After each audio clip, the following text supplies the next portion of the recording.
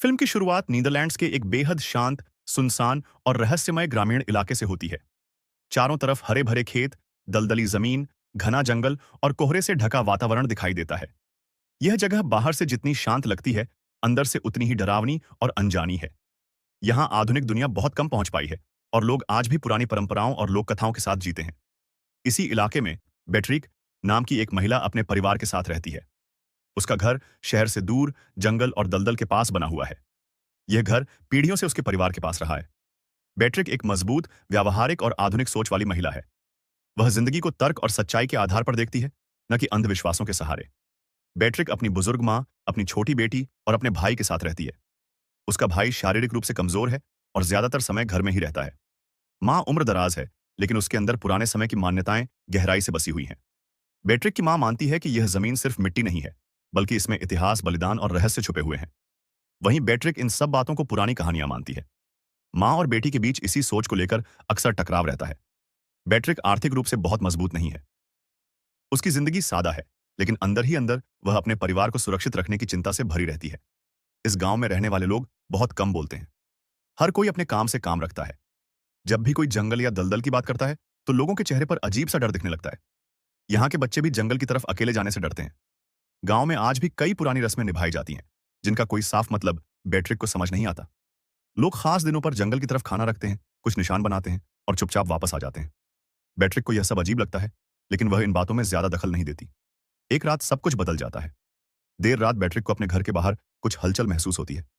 पहले उसे लगता है कि कोई जानवर होगा, लेकिन आवाजें बहुत भारी और असामान्य होती हैं। वह खिड़की से बाहर झांकती है और देखती है कि कोई अजनबी आदमी घर के पास खड़ा है। उसका चेहरा साफ दिखाई नहीं देता, लेकिन उसका हाव भाव बहुत डरावना होता है।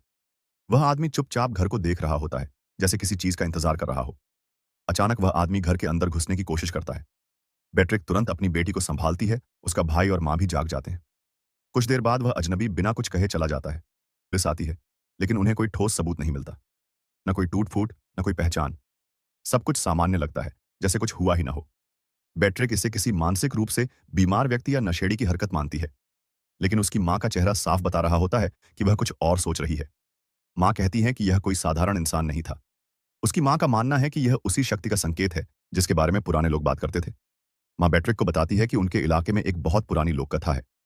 इस कथा के अनुसार दलदल और जंगल के नीचे एक प्राचीन शक्ति सोई हुई है, जिसे लोग मोलोक कहते हैं। कहा जाता है कि मोलोक कभी इस जमीन का रक्षक था। लोग उसे खुश रखने के लिए बलि देते थे। बदले में वह गांव को बीमारियों और बाहरी खतरों से बचाता था। लेकिन बेट्रिक इन बातों को सिरे से खारिज कर देती है। उसके लिए यह सब डर फैलाने वाली कहानियां हैं। इसके बाद धीरे धीरे छोटी छोटी अजीब घटनाएं होने लगती हैं। रात में जानवर अचानक मर जाते हैं। जंगल से अजीब आवाजें आती हैं। बेट्रिक की बेटी भी बदलने लगती है। वह पहले से ज्यादा शांत हो जाती है। एक दिन वह अपनी माँ से कहती है कि उसे सपने में कोई बुलाता है। बेट्रिक इसे बच्चों की कल्पना मानकर नजरअंदाज कर देती है। गांव में कुछ लोग अब खुलकर बात करने लगते हैं। वे बताते हैं कि पहले भी ऐसी घटनाएं हुई थीं, बहुत साल पहले। तब भी किसी ने कहा था कि मोलोक जाग रहा है। गांव के बुजुर्ग मानते हैं कि यह सब इसलिए हो रहा है क्योंकि लोग अब पुरानी परंपराओं को भूल चुके हैं। बेट्रिक को यह सब बहुत खतरनाक लगता है। उसे डर है कि लोग किसी निर्दोष को इन अंधविश्वासों का शिकार बना सकते हैं। एक रात माँ और बेट्रिक के बीच बड़ा झगड़ा हो जाता है। माँ चाहती है कि वे गांव वालों के साथ मिलकर पुराने तरीकों को अपनाएं। बेट्रिक साफ मना कर देती है। वह कहती है कि वह अपनी बेटी को किसी भी तरह की बलि या अंधविश्वास का हिस्सा नहीं बनने देगी। माँ चुप हो जाती है, लेकिन उसकी आंखों में डर साफ दिखाई देता है। एक और रात बेट्रिक देखती है कि उसकी बेटी नींद में उठकर दरवाजे की तरफ जा रही है। बेट्रिक घबरा जाती है और उसे रोक लेती है। रात के समय घर के भीतर अजीब ठंडक फैल जाती है, जबकि बाहर मौसम सामान्य रहता है। दीवारों से अजीब सी आवाजें आती हैं, जैसे कोई बहुत पुराना घर सांस ले रहा हो। बेट्रिक का भाई भी बेचैन रहने लगता है। उसे लगता है कि कोई उसे देख रहा है, खासकर तब जब वह अकेला होता है।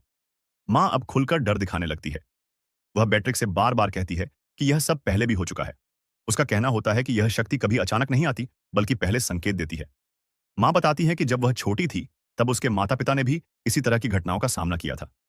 उस समय गांव वालों ने मिलकर कुछ ऐसा किया था जिससे यह शक्ति शांत हो गई थी। लेकिन बेट्रिक उस कुछ के बारे में पूछती है तो माँ चुप हो जाती है।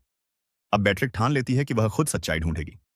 वह गांव के पुराने चर्च, रिकॉर्ड रूम और बुजुर्गों से बात करना शुरू करती है। उसे पुराने दस्तावेजों और चित्रों में एक ही प्रतीक बार बार दिखता है, एक विकृत चेहरे वाला प्राणी। यहीं पहली बार मोलोक का नाम साफ तौर पर लिखा मिलता है। दस्तावेजों के अनुसार मोलोक कोई साधारण राक्षस नहीं था, बल्कि एक देवता जैसी शक्ति थी जिसे लोग अपने डर और विश्वास से जिंदा रखते थे। पता चलता है कि मोलोक की पूजा डर के जरिए होती थी। लोग मानते थे कि अगर वे डरेंगे, नियम मानेंगे और बलि देंगे, तो मोलोक उन्हें बचाएगा। लेकिन जैसे जैसे समय बदला, लोग डरना छोड़ने लगे। बलि बंद हो गई, पूजा बंद हो गई। यही वह बिंदु था जहां मोलोक रक्षक से राक्षस बन गया। सबसे बड़ा झटका तब लगता है जब बेट्रिक को पता चलता है कि जिन परिवारों पर मोलोक का सबसे ज्यादा असर होता है, वे वही होते हैं जो पीढ़ियों से इस जमीन पर रहते आए हैं। बेट्रिक का परिवार उन्हीं में से एक है। इसका मतलब साफ था, खतरा किसी बाहरी पर नहीं, बल्कि सीधे उसकी बेटी पर है। अब बेटी के व्यवहार में और ज्यादा बदलाव आने लगता है। वह रात में नींद में चलने लगती है। कभी कभी वह दलदल की तरफ बढ़ती है, जैसे कोई उसे बुला रहा हो। एक रात वह साफ शब्दों में कहती है, माँ, वो मुझे घर बुला रहा है। यह सुनकर बैट्रिक के पैरों तले जमीन खिसक जाती है। बैट्रिक अब माँ पर दबाव डालती है। वह साफ साफ जानना चाहती है कि अतीत में क्या हुआ था। काफी देर चुप रहने के बाद माँ बताती है कि पहले भी उनके परिवार ने बलि दी थी। वह बलि किसी जानवर की नहीं, बल्कि इंसानी थी। माँ स्वीकार करती है कि उसने खुद अपनी आंखों से यह सब देखा था। यह सुनकर बैट्रिक को गुस्सा भी आता है और डर भी। अब बैट्रिक और उसकी माँ के बीच दीवार खड़ी हो जाती है। बैट्रिक को लगता है कि उसकी माँ डर के आगे झुक चुकी है, जबकि माँ को लगता है कि बैट्रिक सच्चाई से भाग रही है। दोनों का मकसद एक ही है, बेटी को बचाना, लेकिन रास्ते बिल्कुल अलग हैं। धीरे धीरे बैट्रिक को एहसास होता है कि गांव के कुछ लोग आपस में कुछ छुपा रहे हैं। वे रात में इकट्ठा होते हैं, जंगल की तरफ जाते हैं और फिर सुबह कुछ भी न होने का नाटक करते हैं। बैट्रिक को शक होने लगता है कि कहीं गांव वाले फिर से बलि की तैयारी तो नहीं कर रहे। अब बैट्रिक खुद जंगल में जाने का फैसला करती है। वह उस जगह तक पहुंचती है जहां दलदल सबसे गहरा है। वहां उसे पुराने पत्थर, टूटे प्रतीक और जली हुई चीजों के निशान मिलते हैं। उसे साफ महसूस होता है कि यह जगह सिर्फ कहानी नहीं है, यहां कुछ बहुत गलत हुआ है। इस बिंदु पर आकर बैट्रिक पहली बार मन ही मन मान लेती है कि यह सब सिर्फ इंसानी हरकत नहीं हो सकती। उसका तर्क, उसका आत्मविश्वास सब धीरे धीरे टूटने लगता है। अब उसके सामने सिर्फ एक सवाल है, अगर मोलोक सच में है तो उसे रोका कैसे जाए। बैट्रिक धीरे धीरे समझने लगती है कि मोलोक सिर्फ जंगल या दलदल में नहीं रहता, बल्कि गांव के हर इंसान के दिमाग में भी बसा हुआ है। लोग खुलकर कुछ नहीं कहते, लेकिन उनकी हर हरकत डर से भरी होती है। गांव के बुजुर्ग आज भी पुराने नियम मानते हैं। उनका मानना है कि अगर मोलोक को समय पर दिया ना जाए तो वह खुद लेने आ जाएगा। यह सोच पीढ़ियों से चली आ रही है। यही डर अब फिर से जिंदा हो चुका है। अब बैट्रिक की बेटी पूरी तरह बदल चुकी होती है। उसकी आंखों में मासूमियत कम और खालीपन ज्यादा दिखने लगता है। वह कई बार अजीब ढंग से मुस्कुराती है, जैसे किसी और की मौजूदगी महसूस कर रही हो। वह रात में उठकर मिट्टी से खेलने लगती है, दलदल की मिट्टी को हाथों में मलती है। यह देखकर बैट्रिक का दिल बैठ जाता है। माँ अब खुलकर कहती है कि बेटी को बचाने का एक ही तरीका है, बलि। उसके लिए यह कोई क्रूर फैसला नहीं, बल्कि जरूरी बुराई है। माँ बताती है कि हर पीढ़ी में किसी न किसी ने यह बोझ उठाया है। किसी ने अपनी बहन खोई, किसी ने अपना बेटा, किसी ने अपना पिता। मोलोक एक प्रतीक है, अंधविश्वास, पीढ़ियों का डर और बिना सोचे मानी गई परंपराओं का। माँ का बलिदान यह दिखाता है कि कभी कभी एक पीढ़ी को खुद टूटना पड़ता है ताकि अगली पीढ़ी आजाद हो सके।